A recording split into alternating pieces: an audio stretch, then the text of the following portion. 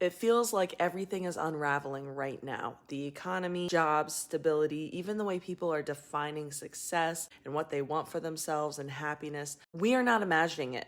This doesn't feel like a normal down cycle either. It feels like a transition, and historically, transitions are not comfortable and they're rarely smooth. A close comparison is the shift into the Industrial Revolution in the late 1700s into the early 1800s. That was a period of innovation as well as a complete restructuring of how society worked. So for generations, people lived in agrarian communities. The work happened at home, skills were passed down through families, and then these machines are created, and those skills are less valuable overnight. We had the spinning jenny, the power loom, steam-powered factories, etc. And yeah, it was progress, but it destroyed livelihoods. People were forced off land, they were forced into crowded cities, forced to work 14 to 16-hour days in conditions that were dangerous, exhausting, and brutal. We saw child labor happening here too. Wealth increased overall, but it obviously didn't increase evenly. Power was concentrated into the hands of industrial owners, while the working class struggled for decades before any real protections existed. So the Industrial Revolution eventually created progress, but the transition itself was chaotic and deeply destabilizing and painful for the people living through it.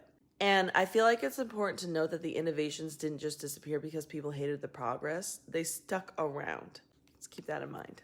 And that's why this moment feels so intense right now. Instead of machines replacing physical labor now, we're watching AI replace cognitive labor. Jobs that people believed were stable, IT, analysts, designers, coders, etc. Suddenly they don't feel as secure as they once were. Experience doesn't feel as protected or as safe as it once did, and there's this underlying fear of what is going to happen to me if the system I built my life around stops working. And I want to say that this isn't the first time humanity has gone through something like this. Every major transition in history has felt like an unraveling and a revealing while it was happening. And interestingly enough, the last time the world went through a shift this big was during Pluto's transit through Aquarius in the late 1700s that led to the Industrial Revolution. That period, like I said, brought the Industrial Revolution, but it also brought political revolutions, the American Revolution, the French Revolution, etc., etc. Power shifted away from monarchies and toward the collective. Old systems broke down and new ones were forced to take their place. And now Pluto is back in Aquarius. And this is the key word that I want us to focus on here. Transition.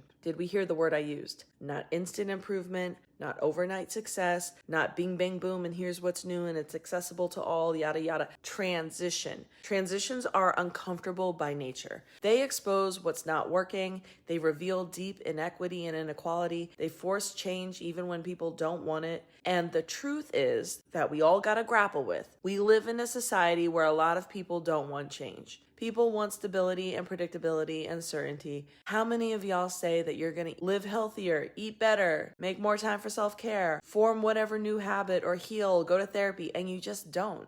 It's a constant start-stop because a lot of us hate change. There are people who end up with serious medical conditions and still don't turn their whole lifestyle around because it's easier to stay in the dark comfort of what you already know. It is always easier to find an excuse to not change and to dig your heels in. Now imagine that on a societal level, on an economic level, and a systems level. The reality here is that people want things to go back to how they were, but history shows that once a major shift begins, it doesn't reverse, it keeps evolving. And what's different now, though, is that we have something that people in the 1700s didn't necessarily have. Access to historical patterns. We can actually look back, see what happened during transitions like this. We can see how wealth shifted, how power concentrated, how new opportunities eventually formed, and how societies eventually restructured. Which means that we're not completely powerless in this moment. We actually have the ability to learn from what happened before, and it's readily available to us.